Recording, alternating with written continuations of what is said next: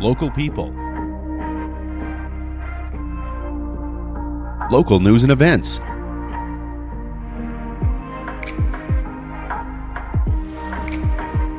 local sports, local matters. For all things Lloydminster and area, this is Live with Kurt Price. A couple zingers. He's had a rough ride over the past. Thanks for joining us on Live with Kurt Price today. And on today's show, we have Mayor Gerald Aalbers joining us, along with a gentleman that we've really come to rely on when it comes to oil, and that's Chairman of Lakeland College, of the Board of Lakeland College. That's Adam Waterman. We're really happy to welcome Adam back as well. Superior Water specializes in nothing but water, and with over 23 years in the business, they're proud and confident that their water and their service is superior for iron filters, water softeners, reverse osmosis distillers, chlorine removal, and H2S odor removal. You can give Superior Water a call, 780-875-6636, or stop and see them at their 57th Avenue location right by Sheepskin Loft, and stay hydrated with pure, clean water. I drink Superior Water because I like the taste, and after all, it is superior water. Cupcakes for Caregivers is open to all forms of caregivers, not just those professionals. Nominating a deserving person or a group is simple, and it's real easy. Just email livewithkurtprice@gmail.com. Tell us about them. It's a great way to have someone recognized and just show them how much they are appreciated. Cupcakes for Caregivers is brought to you by Lloydminster Sobeys and Umbrella Marketing and Design. The Lloydminster Bandits opened up their 2026 Junior B Provincials last night at the Cenovus Energy Hub with a 4-2 loss to Medicine Hat.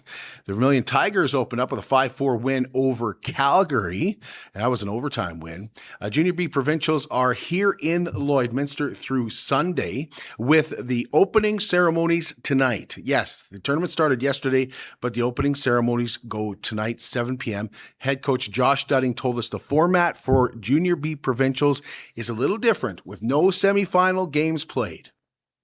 So there's 6 teams. Each team will play four round robin games. The schedule is all decided by Hockey Alberta and how they rank everybody. So you get a game Wednesday, Thursday, Friday, Saturday, and then best 2 records face off for the gold. Next 2 face off for bronze, and 5 and 6 unfortunately have to go home. And then the point system's a little bit different as well. So you get 3 points for regulation win, 2 points for an OT win, 1 point for an OT loss, and then nothing obviously for the loss. The 14th annual Scorpion Oilfield PBR returns to Wayne on Friday, April 10th. The fun wild pony races start at 6:30. The PBR goes at 7. Tickets sold at the door for $30. Proceeds to the Wayne Arena. Kids 12 and under get in free, and you can dance to the Prairie Dogs after the PBR. Tickets for the dance, $20. Time now for Live in Lloydminster, brought to you by the Vic Juba Theatre and May Cinema 6. What if your next great night out was already planned for you? I'm Tanis Hines, and this is Live in Lloyd, your inside look at what's coming up at Vic Juba Community Theatre.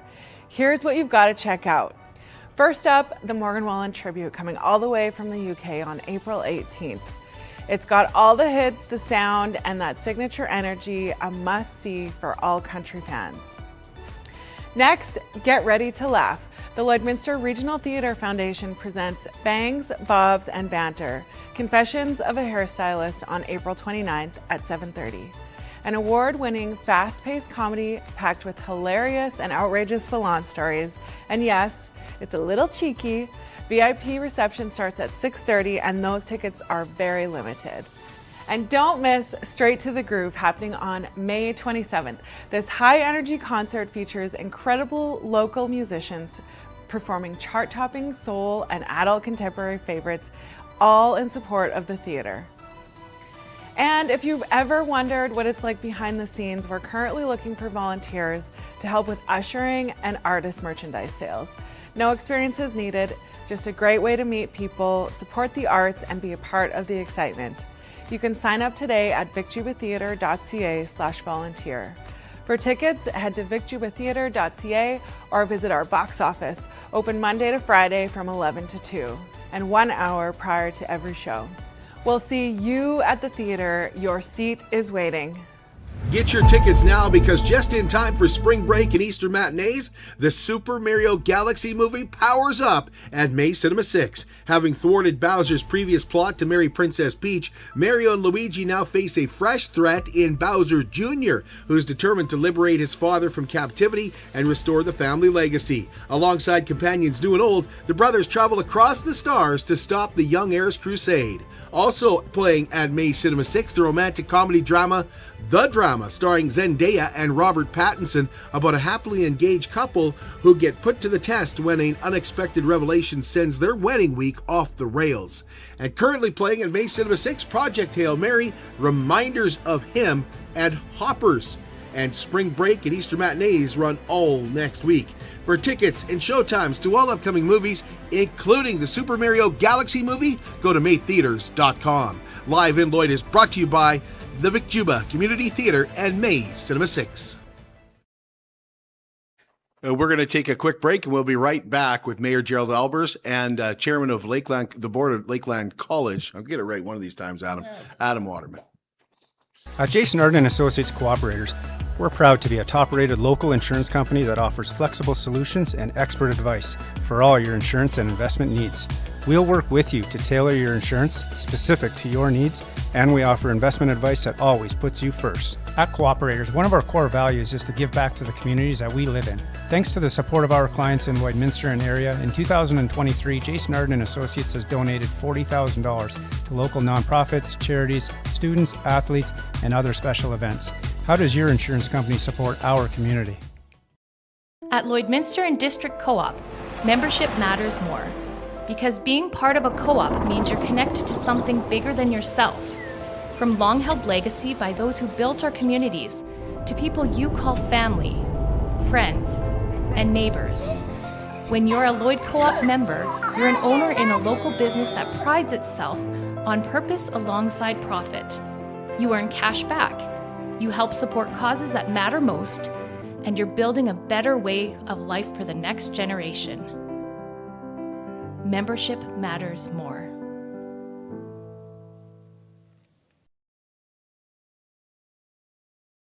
Border City Furniture in downtown Lloydminster is proud to be your 100% locally owned and operated furniture store with a focus on Canadian-made quality furniture. Shop their tremendous selection of beautiful living room sets, stylish sectionals, and comfy recliners.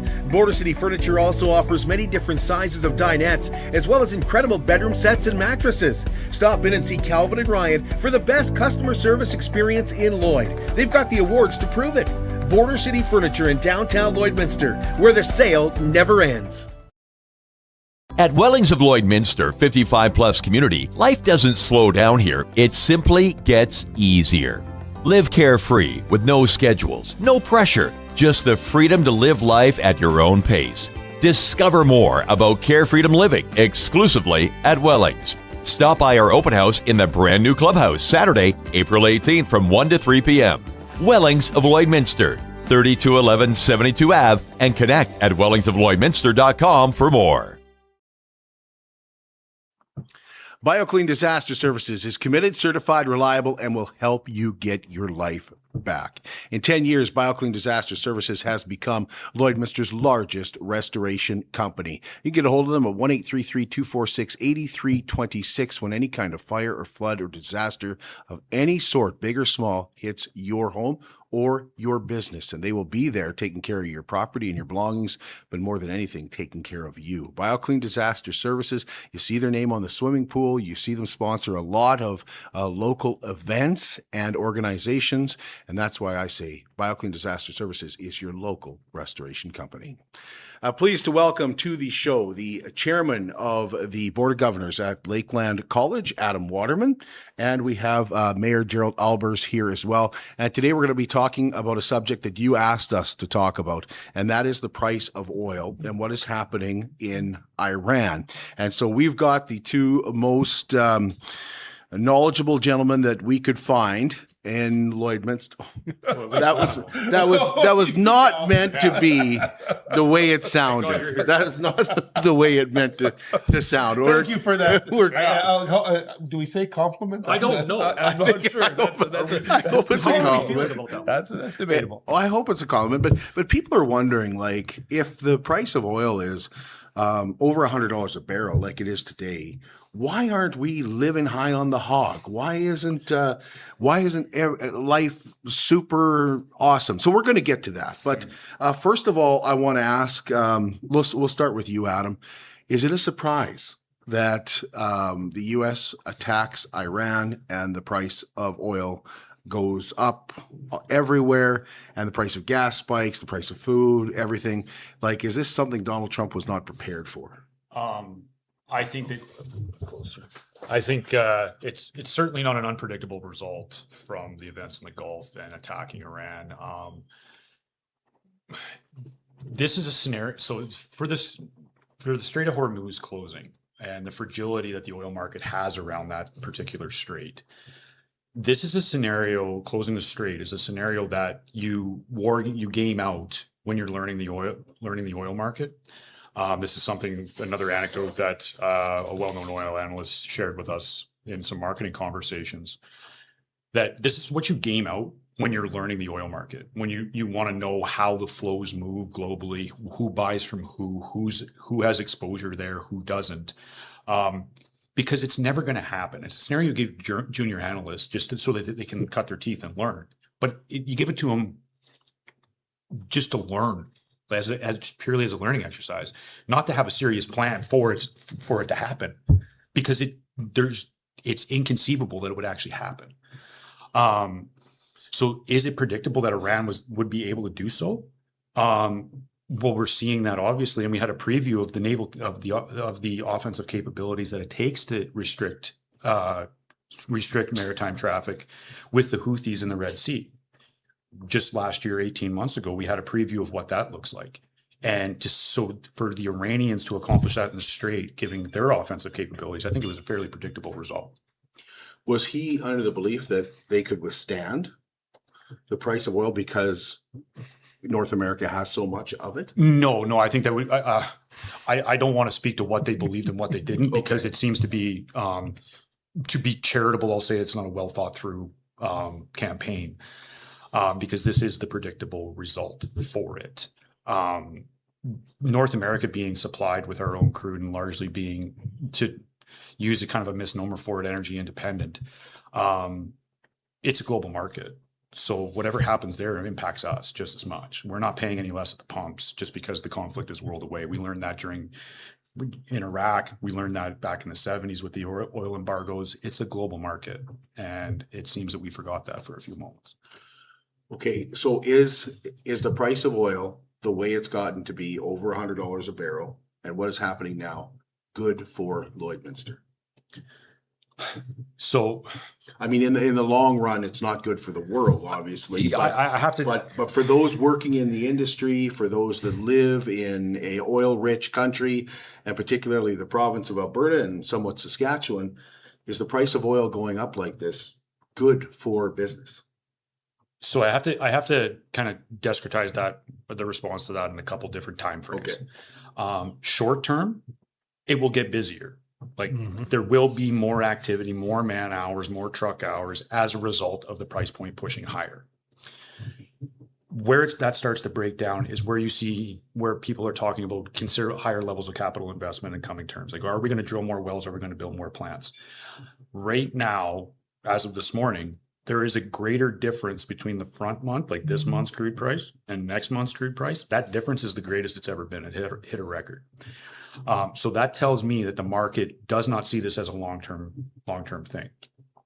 They're still pricing in a quick resolution, or at least a resolution measured in months, not years, not tens of millions of barrels, in single-digit millions of barrels. Equity markets are reinforcing that this morning as they're not selling off. The president gave a speech last night to address the nation, address the world, I suppose, and it doesn't seem to have reassured global markets at all. So that tells me that the markets are still, right now, they believe that we have a serious problem, but they believe that the fix is around the corner. One of the bellwethers that I'm going to be looking for in coming months is as energy producers, as E&P companies, oil and gas companies report their earnings, what price are they using for their forward months? We came into this thing using 65 WTI, $15 diff, and $1.40 Canadian foreign exchange. When the next round of earnings come out, probably what would be middle of May, are we going to see producers using 80? Because if you look at the forward prices, it's a very reasonable assumption, but it's a delicate thing. So it's going to be interesting whether or not producers are forecasting using a higher price deck. That's going to be the next thing, and that will be very instructive of what's going to happen over the next 18 months and 2 years. Longer term, just to finish off the response, I think it reinforces that we're a very secure place for energy production. The benefits that we've been touting for years in the face of opposition, that we can deliver energy that the world needs more securely and more responsibly than anywhere else. It just speaks to that point. And I hope that it reinforces the need for pipelines in coming months and years. So Gerald, when I hear Adam say, well, if they're using $80 a barrel, like that's higher than the 65 they were using earlier, or even 55 at times. The governments have said they were using. So if they're using $80 a barrel, how does that affect Lloydminster directly? Does it mean more money for the province of Alberta, more money for the province of Saskatchewan, more money coming back to Lloydminster? So here's a multiple answers to that question. So the price of oil, and what I've understand, let's start with the provincial budget. The provincial budget has been set for both Saskatchewan and Alberta. It commences April 1st, which just started yesterday, basically, and goes till March 31st. Both provinces have benchmarked the price for oil, as Adam talked about. So there's the price, then there's the differential, and the exchange rate. And that's all built into each provincial budget. So I don't have all those numbers for each province, but I believe Alberta set theirs around the $60.50 US a barrel price. So the clock starts April 1st. Doing a little research in the last couple of days, every dollar a barrel goes up over an entire year. So as we say, Alberta averages, when the year by next March 31st ends, it averages $80 a barrel, with it being 110 today, starting less and up and down. We finished at $80 a barrel. That say that it was $20 more than their budget. It would add some value to the provincial treasury, which would be wonderful. From a direct benefit to our city, it's always beneficial when the government has more accessible cash to support grants, programs, and all the things that are delivered in our city through the province and to the city in the way of grants that we in turn put to use. From a city perspective, anytime oil has gone up, it has been beneficial to the city in most cases. But there's also there's a downside, because I go back, and before we started with the show, talking about what was like here when oil was $140 a barrel. You couldn't find anybody that could work in retail because the oil patch sucked up everybody. And that isn't good for the economy either. So trying to find a happy medium based on my years of experience in the past and now sitting in the mayor's chair, that $65 to $85 range, companies can make money. There's money in the treasury. It's pretty good for the business. Getting below that, it's hard for producers to make a buck when it gets below $65, especially on our heavy crude because of our lifting costs and the other associated pieces. But then if it goes too crazy, then you can't get services, and there's bidding, and it just gets right out of control. So, you know, that's a loaded question. How much? How far? People, we hear daily in the news about, at the political level, at the provincial and federal level, the debates about, well, spend more money. The province hasn't made a new dollar. They just started making a new dollar. It amounts to, in the case of Alberta, if the price held, it adds about 1.86 million to 2.05 million per day.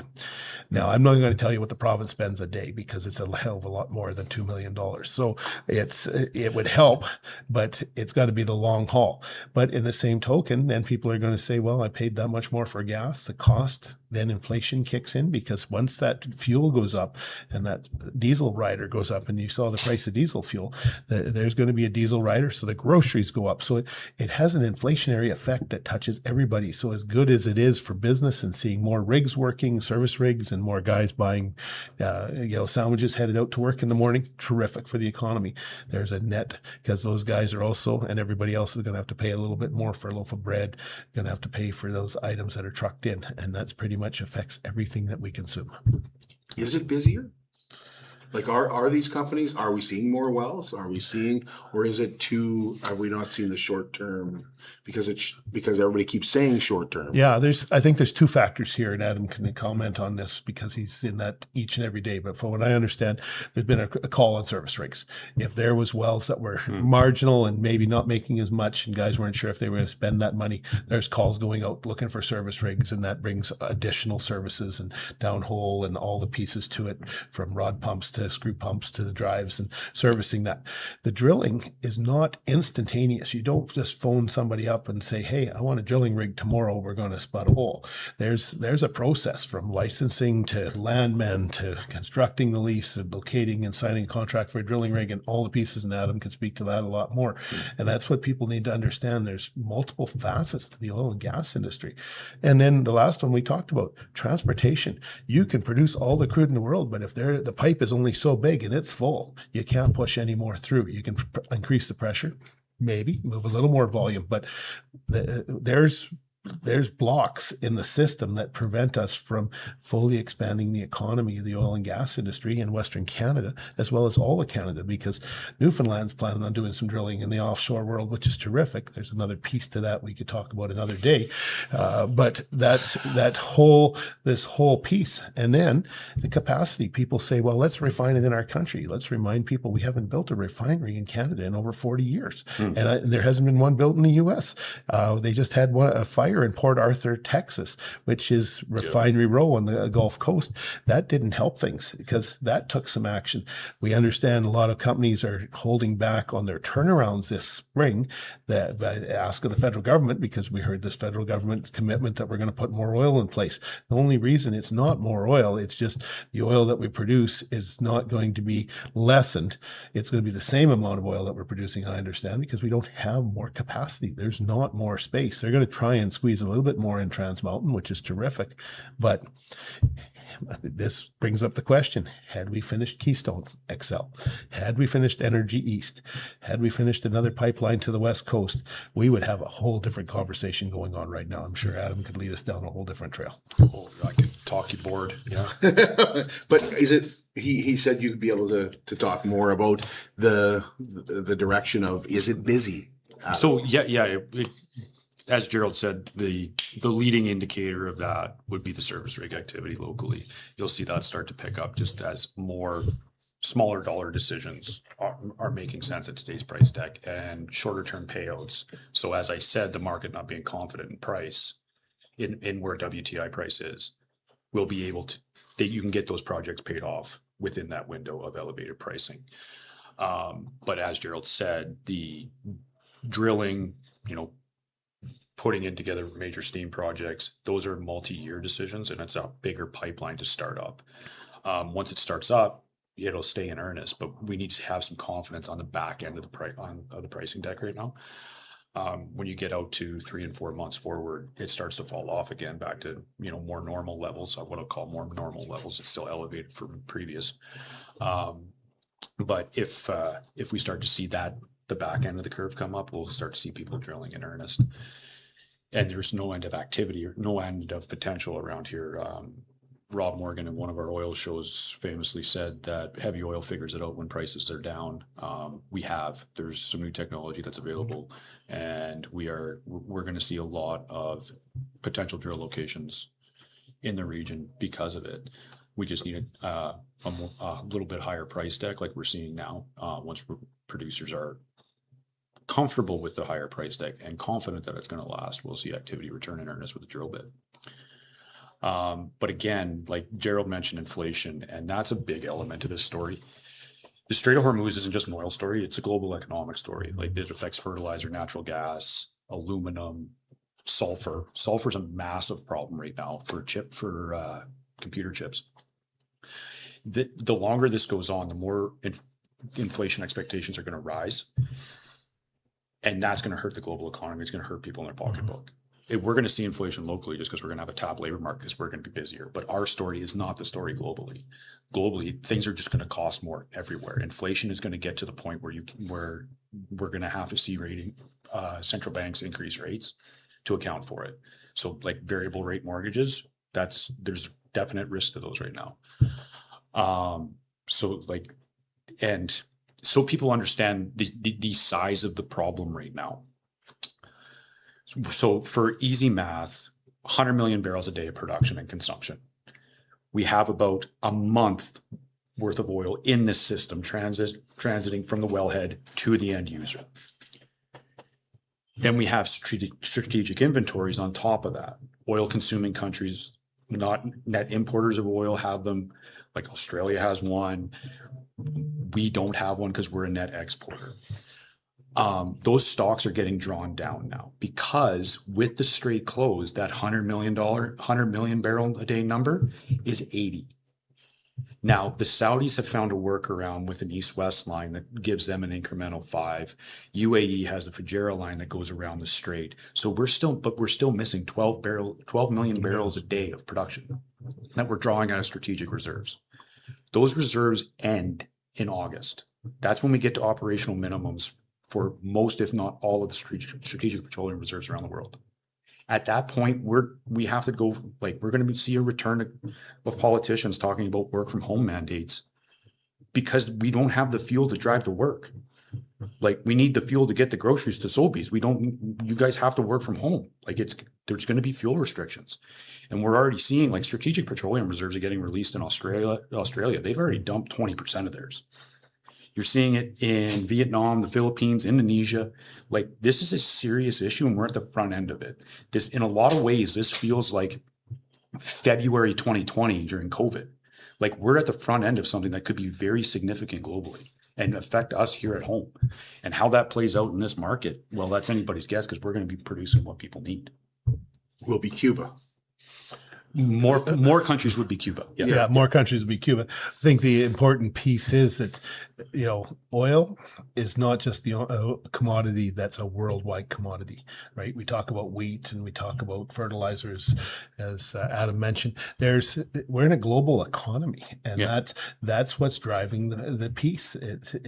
We can talk about it's our oil and it should stay here, but it's a global economy, and the price is set.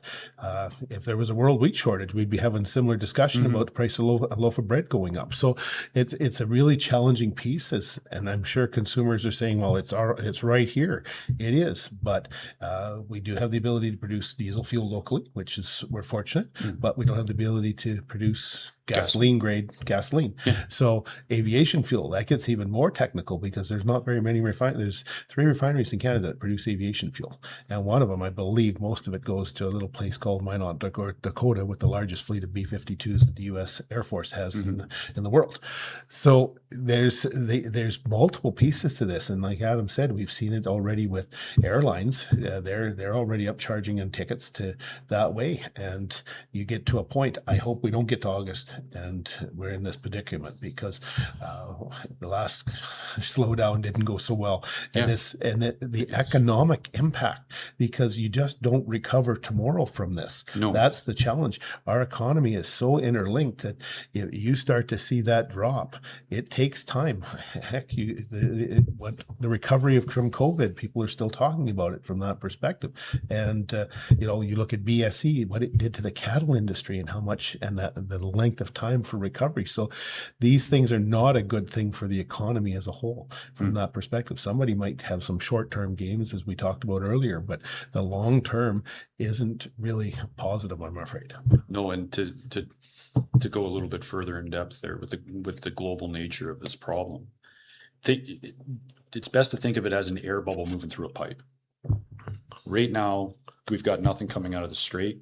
Basically, we went from 130 boats going through there to 0 or close for no end of products, like a wide product slate. those boats stop getting to China this week. They stop getting to Europe early next, and by the end of next week, they stop arriving in Texas. That's when the problem really starts to hit home, and how that bears out if it does abide by President Trump's timeline of 2 to 3 weeks, and then we're done. Well, let's hope that that's a high-end estimate, because it's going to start to get real before then. One of the things that would be a benefit I would look at would be that our people who work in the oil and gas industry would have job security. Adam, you're saying it's the exact opposite. I'm saying that they will have job security, but it's just a matter of what the rest of their life looks like. If you're working 70 hours a week, what do the other 118 hours a week look like? That's the big question right now, and what their wives and their neighbors look like. Like our situation locally is going to be very divergent to what other people see, and because of this issue. Okay, I hear COVID and I start to shake and that's get the heebie-jeebies. And I would expect that you'll start to hear political leaders start to use some of the same language around work from home, try to some large events will be shut down. I'm an F1 fan. I can't see the full race calendar continuing. We've already had most of all the races in the Middle East canceled, but I don't know if they will continue the rest of the season. How long does this have to go on before we get to that? Right now, if it was fixed tomorrow, we still got 3 months of it. Because it takes that air bubble has to get all the way through the system. The repair has to catch up. Yeah. So you've got, right through the as system. Adam talked about, the tankers that are on the ocean, and that's why they do it. And the Irving refinery in New Brunswick is in the same pickle that the rest of the world is in. Yeah. We've got Edmonton with the Strathcona refinery, at least we're tied into the system, and we've got rail and product pipelines moving it out. But Irving's, that refinery in Eastern Canada, and those refineries in Montreal and Sarnia, if they don't have a supply of oil, maybe in serious discussion that it might help, I hate to say this, wake up the eastern part of our country to understand we need each other. And if you don't believe us, maybe, as Adam said, come August, it's going to be a totally different story. And I don't want to even imagine how people are going to react to this, because, we take energy. It doesn't matter if it's your light switch or your oil and gas for granted each and every day as we take our food supply. And honestly, we live on a short string, but nobody sees that. And if everything just rolls along great, and we've seen crop failures and we've seen bumper crops in Western Canada, but again, I go back to a loaf of bread and the wheat supply. We do not have endless supplies of wheat throughout the world. No. Give it 90 to 110 days at the best. So if there's a major crop failure somewhere in the world in the next 100 days, and talking about Australia, I understood, talking to some farm folks, they're having a tough time getting their wheat crop in the ground right now because there's a diesel shortage in Australia. Okay. So they're scrambling, and we talked about fertilizer. So those guys, they might pull an average crop maybe if they get it in the ground. If they don't get it in the ground, you only have so much time to capture spring rains in Australia and things like that. This has such a global effect on so many fronts. And that's the big agricultural element to this that will also be felt by your listeners and people locally. Right here. Crop selection decisions being made right now will have to be tailored to the amount of fertilizer that you can get. It's not only do you have the diesel, or can you afford the diesel to get it in the ground? It's can you even get access to the fertilizer? Yeah, for anybody that hasn't made they were gambling, thinking that it might come down or hold its own for spring, will regret that, because the price of fertilizer for nitrogen, I believe, has moved about $350 a ton, and that's a primary nitrogen's the lead fertilizer portion of the nitrogen, phosphorus, potassium, and sulfur. So, this is an interesting game that's going to go on, because it affects our farmers and ranchers from the perspective if they fertilize their hayland and things like that. Anybody that didn't take a position going into end of December is going to really be looking hard at what their planting decisions and how they're going to spend their money, because it's not only going to buy 65% of what it bought. Yeah. Okay, we're gonna take a break, because I want to ask these gentlemen if they think that we will see another pipeline in Alberta with the MOU. Big discussion right now. Also, we're not going to ask whether or not they support Alberta separating, but we will ask, does it drive business away?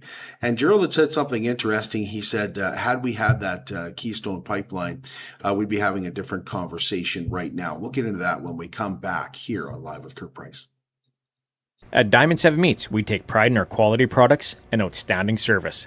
Our custom processing goes far beyond just cutting your meat. There's also a very popular in-store cuts and fresh sausage cooler with all your family's needs and budget in mind. Planning a wedding, family reunion, or weekend get-together? Let us prepare a mouth-watering roast beef, pulled pork, or brisket to perfection just for you. Or take it home and prepare it yourself with one of our incredible Yoder smokers.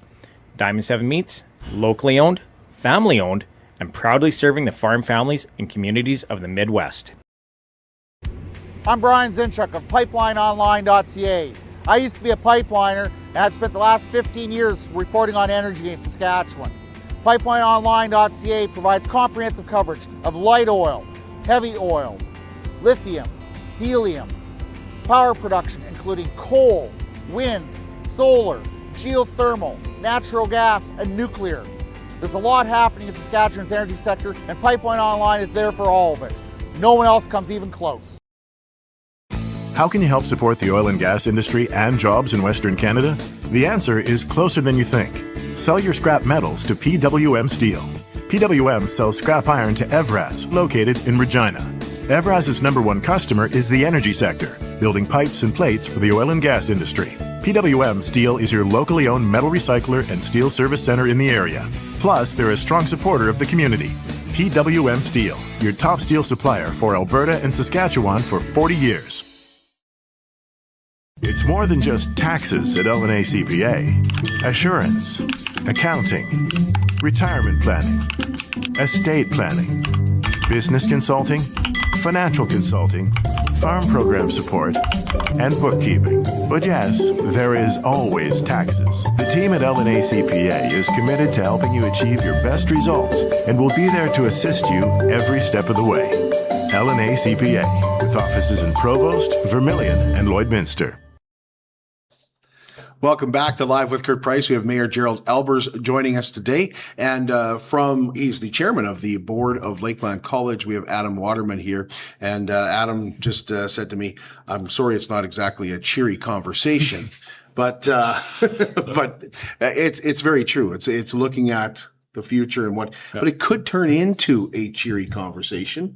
It could once this ends. It could get better. Yeah. Like we're not saying there's a happy ending is still a possibility. It's still a real scenario that it could be a happy ending, leading to a recognition globally, nationally, that our barrels should be coming at a premium because they're safe and secure. Well, there's a guy down south that needs it to be a happy ending, right? Yeah, like everything's riding on this. For him. It is Absolutely. Because Absolutely. he's going into midterms in November, and trust me, if people are paying an extra $1 a gallon, they're going to be looking and saying, "Who's responsible for me paying an extra $1 a gallon for my gas?" And it is a largely unpopular conflict with the U.S. public. It doesn't poll well, so that he's going to be seeking a favorable and quick resolution. I think that's a lot of why we're still seeing the optimism in the back end of the oil curve and in equity markets that's going to be attainable. Yeah, I don't know how, but well, you look at I follow the U.S. military a little bit, and they just sent a pile of they're the A-10s. They're called the Warthog. They're not an ugly looking beast, but they're tank busters. They're serious equipment, and a ground war is not something the U.S. wants to get back into. I think that after Afghanistan and things, the ground war is the last thing, because you don't want to be bringing home people with a flag draped coffin. Exactly. So he's going to throw potentially everything he can at it, if that's what he's thinking, in 2 weeks, and they'll just blow up as much stuff as they can, hoping that Iran doesn't retaliate, because every time they shoot something up in Kuwait, in Qatar and all the other, Saudi Arabia, that's going to take time. You just don't repair a refinery overnight. It's not like when we have a door leak out here you're on a 1,000 barrel tank and the door starts to leak, you do the door pull, the crew comes out, they replace the gasket, you put it back, and the tank's back in service in 24 hours, give or take. That's not going to happen in those refineries and facilities. So yeah, this, as we talked about, this has got a lingering effect in it. It'll be interesting to see how it affects the global economy, the global GDP, as it wears through. To that point, like Qatar, their major LNG plant, they've already said that they've lost 40% of their output for the next 18 months for repair. Yeah, like these are tangible impacts to the market going forward of the conflict already to date. Not to mention what could happen. And you look at, we talk about oil, and oil's our mainstay, but gas. But you look at Japan and how much LNG they import. And they're restarting nuclear power plants because they don't have line of sight to their LNG supply. Right. So the people are going to go home and want to cook their supper tonight in Japan, and may have challenges finding enough gas to do that, and it will continue to escalate. Okay, so you had said, well, if we can convince these guys out east here that we actually need these, like is that the? I look at it and I go, well, Gerald had said, well, if we had this Keystone Pipeline, if we had built refineries, if we had more LNG production to China, to other places like that, ifs and ifs and ifs, will this change the conversation? Will we see a pipeline in Alberta? I think, well, Gerald, do you mind if I jump in on No, this? you go for it. So the pipeline conversation is now more important than it's ever been. And I say that as somebody who's been a proponent of more pipelines in every direction for decades. And that's down to, it's actually become an issue of national unity. And I shared that comment in this and my thoughts on this with the Federal Natural Resources Committee here, the Senate Committee on Natural Resources here recently. Right now, talking with what Gerald just mentioned about boots on the ground, going back to May 2007, that's when the U.S. economy kind of the U.S. public rather hit an inflection point. That's when they decided they were done with troops on the ground. And since then, their trade and their foreign policy has continued to turn more and more inward and become more continental. This is the U.S. as it's been for the majority of its history. It's just us that were born between Pearl Harbor and September 11 that think otherwise. But the U.S. largely has always been an isolationist country. Now, for us in being strapped in the north side of it with the world's largest unprotected land border, that means that we have to go along. Like there's no option for us to become a member of the European Union because the U.S. is not going to abide having a competing alliance structure on the northern border. It's just not going to happen. It's not tenable. Now, for us, it's a story of two halves, the East and the West, the prairies and the Laurentians. Our trade with the U.S. on the prairies is about $300 million. In the East, it's about $500 billion annually. So we've got two main trade corridors going north and south. The U.S. is going to lean upon that. It's pretty easy to pit one side against the other in a negotiation because they have us as a captive market. We can't get our oil anywhere else. We expanded Keystone XL. Most of it went to California. It's still running 50% of California, 50% to China. So if we do not have the asset of pushing more oil to other jurisdictions, the U.S. has us over a barrel, and pun intended, very, very much. So I think we need a pipe. It's a matter of national unity. And if Eastern Canada cannot be convinced of the necessity of it under these conditions, then I'm not hopeful that they'll ever be convinced of it. I'll add security. National security depends on, if you want to fuel our Navy on the Atlantic coast, they need the Irving refinery. The Irving refinery needs needs oil coming into it from wherever it's coming from. The pipeline, the Canada East pipeline would have solved that problem today. We would be processing that and giving us that protection. Let's talk about Nunavut. Nunavut depends on diesel fuel. That's what runs most of Nunavut. That diesel fuel arrives once a year in late August, just before things start to freeze up again. That oil, that fuel, as I found out after having the chance to be up there a number of years ago with a local company, the fuel they buy in the world market. Nunavut doesn't generate tax money significance like we do on the prairies and even throughout Canada. So the federal government supports the Nunavut territorial government with grants.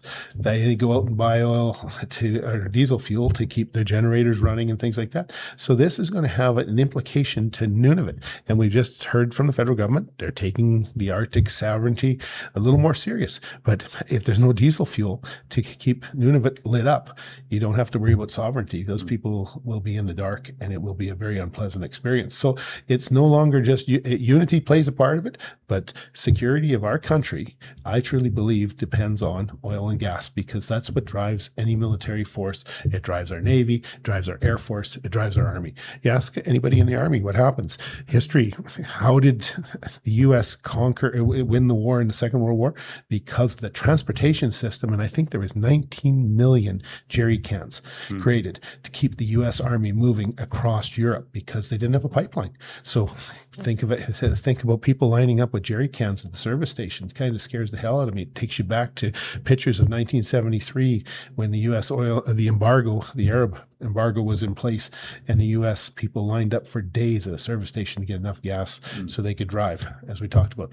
Like, these are things I was a kid. I don't want to go back to that. I don't want to go back to 2000 or to the 2020 either.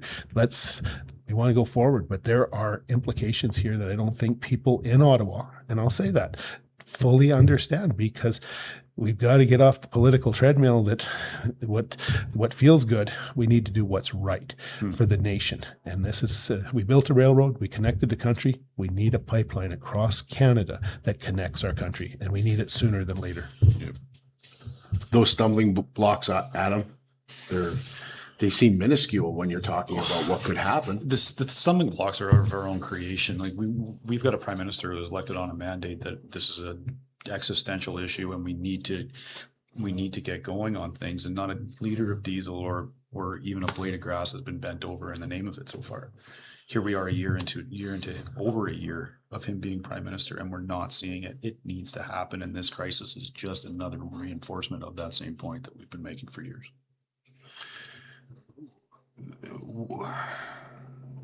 For refineries, how do we get more refineries? Is that like a pipeline seems like, pun intended, a pipe dream? Yeah. But nice. A refinery seems even more delusional to those of us in Western Canada. So pipelines, if we have open water, free open water navigation globally, which we've been spoiled with for multiple generations here now, we don't need a refinery. There's really no case for it. Any government funded or backstops refinery project will be a boondoggle. There's just no profit incentive involved to build it because we have adequate supply. We have adequate refining capacity globally. If we need incremental space, it's easier to add onto the facilities we have than to build new ones. That's why, as everybody around this table knows, we've been talking about a diesel expansion at the Lloydminster upgrader for years. We know that's the next thing that gets bolted onto it. As soon as the demand's there, it's a lot easier to put that there than it is to build a new one, say Cold Lake. Right. So the global refining fleet can evolve to hit the product slate and capacity without adding new facilities. We just need to get the oil from where it is to the existing refineries where it is. That is by far and away the easiest option, and by far and away the easiest option. Okay, the other thing is you need private investment. And a lot of people think that the private investment will not come, no matter what, because they saw what happened with the Trans-Canada pipeline. So when if a pipeline did get approved, would there be private companies standing up and stretching their arms as high as they can reach, going, pick me, pick me? Well, I think that's been demonstrated with discussions. South Bow has already indicated that they're having conversations, and it's back to the global economy. It comes down to dollars and cents, just like anybody else that you're going to add on to your business. You're going to build a new business. You start a new business. There's got to be value, and you've got to be able to see it. They're entrepreneurs. Investors are entrepreneurs in essence, but there's got to be, the business case has to be made. we believe the business case is there, and we're talking about it today, but it's a lot further detailed than what this conversation gets into. But that's where you get into long-term contracts, long-term arrangements, the tolling that goes on from the pipeline, that they can say to their investors, hey, we can generate this kind of dollars based on the commitment of 80 or whatever that magic number is, that they to put it in the ground, and then they gain on it from that perspective.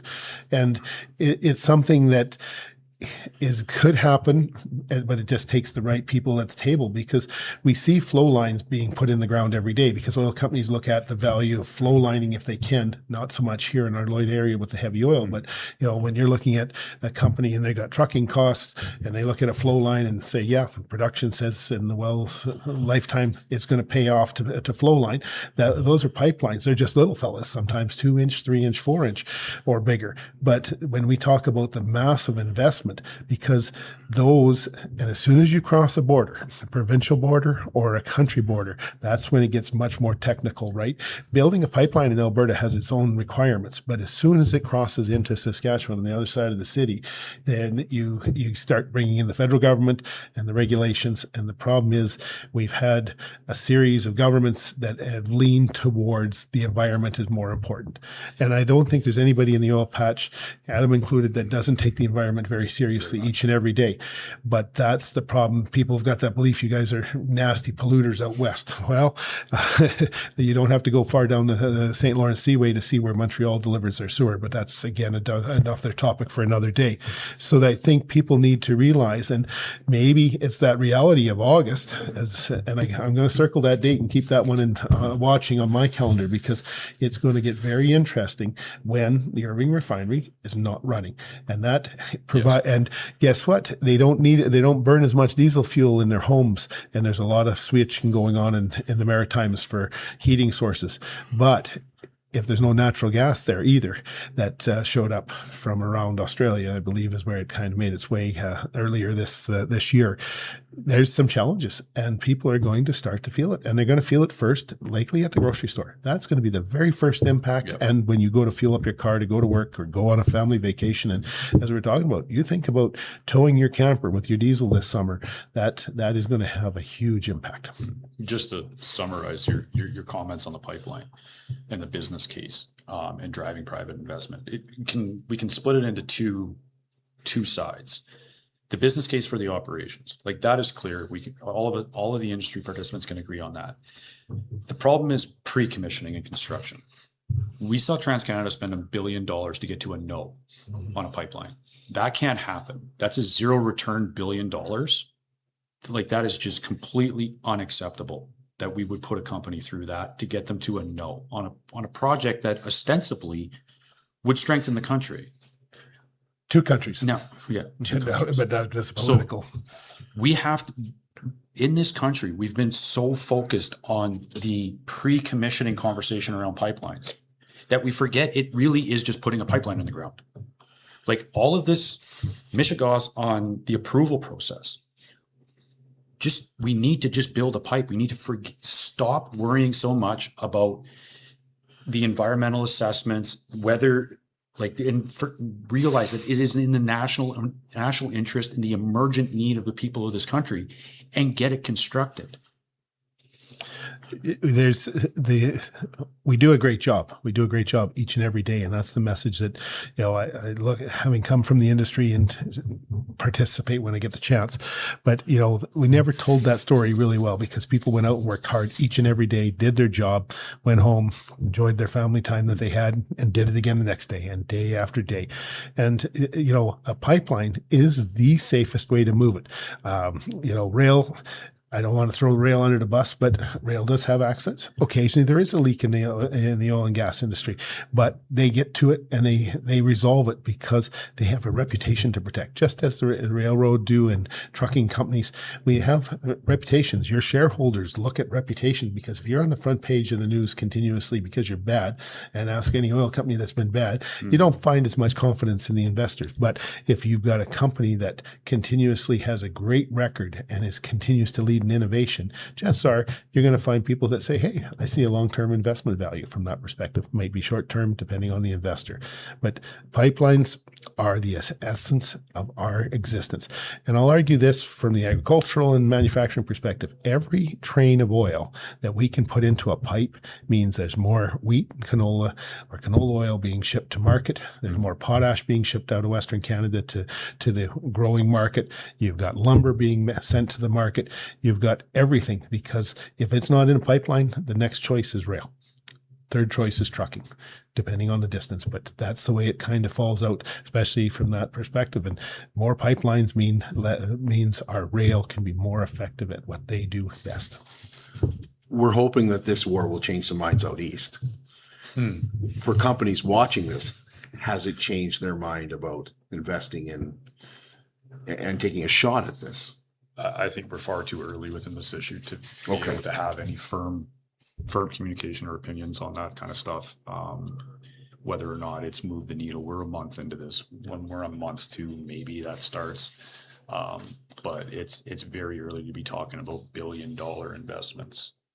Multi-billion-dollar investments on the premise of the current oil market before the regulatory side is addressed. It reinforces the need to address the regulatory side, but we are far too early to be questioning pipeline companies and utility companies whether or not they're engaging in multi-billion-dollar decisions on the basis of this conflict.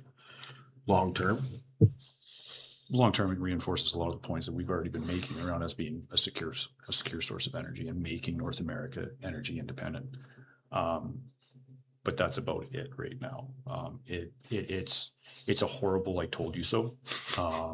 It's not one that I'm happy about, because it's gonna affect people.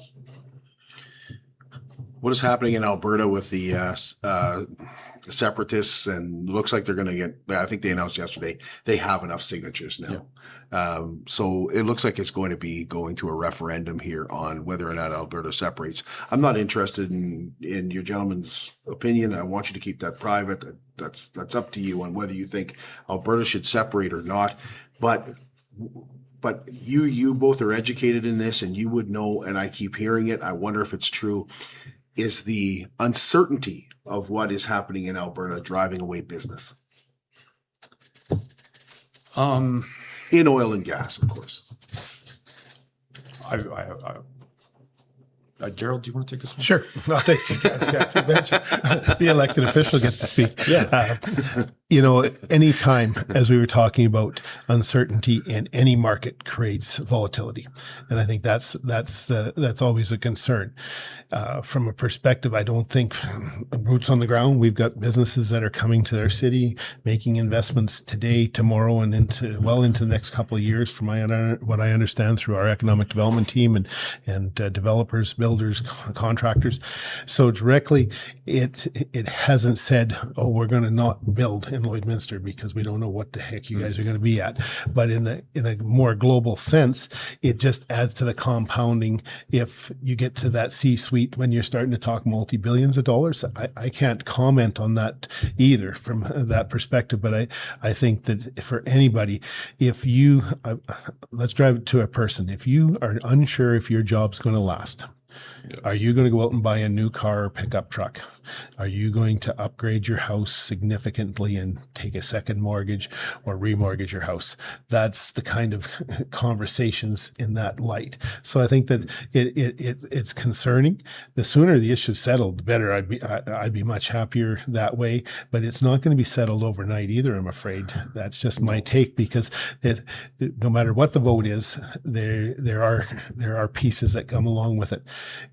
We live in a very interesting country. We've got democracy. We've talked about the East, the West. That some of these things have been there for a long time, and I'd love to see them resolved for everybody's sake, because we're all Canadian. If I could just segue off a point that Gerald made about the issue being settled.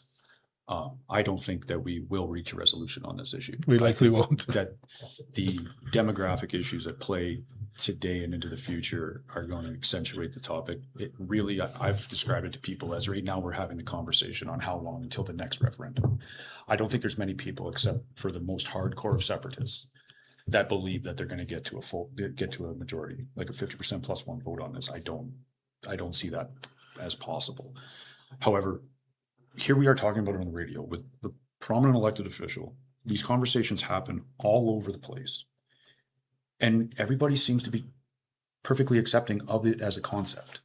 So it's no longer verboten to talk about. It's become socially acceptable to talk about it. You see a guy with an Alberta flag on his pickup, and you're like, oh, okay, well, he's a separatist. But there's no virulence to it. There's no animosity towards it. It's an accepted thing to talk about, and that's a massive thing already. Like it's gone into the provincial zeitgeist already like that. Like and with going back to what I said about the two trade corridors in between Canada and North America, like as you trade with people, you begin to become like them. Like geography informs trade, and trade informs culture.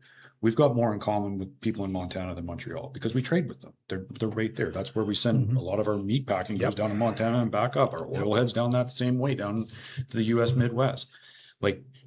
So we are cleaving into this country, and it's a matter of how hard we're going to work to keep it together, because this conversation is going to follow us for the rest of our lifetimes. Yep. I don't think it's ever going to be resolved or settled. So, and one last question. It goes back to something that Gerald said in the first half of our conversation, and he said if that had happened, if Keystone had happened. So I'll expand on that. I'll say if Keystone had happened, if we had more pipelines reaching the West Coast, would we be in the predicament we are now with oil, with gas prices being $1.74, $2, over $2 in British Columbia? Would people in Toronto be paying $1.75 a liter for fuel? Would it be rainbows and unicorns? I don't think it would be, and you can comment on this, Adam, but the way you talked about it, oil is a world commodity. So the price, we don't have control of the price in Canada. It's not made in Canada solution, right? What would that conversation be then, Gerald? You said we'd be having a different conversation if Keystone. To touch on one conversation, we wouldn't be talking about having two separation referendums in two provincial jurisdictions heading into CUSMA renegotiations in the fall. Like, we would be on a lot stronger footing to negotiate this with the Americans if we weren't having these things happen within our country. So that's one conversation that would be a lot easier to have had those pipelines gone on the ground. It would give us a better position to have these trade negotiations with the Americans. Thanks, Adam. Appreciate it. We're going to end it there. We appreciate Gerald being with us. We appreciate Adam Waterman being with us. Important conversation today, and I appreciate your knowledge. So thank you so much for giving some of your time. I hope you'll come back and see us again. Of course, anytime, Kurt. Thank you. We'll be back with you on Tuesday, and we hope you enjoy the Easter long weekend.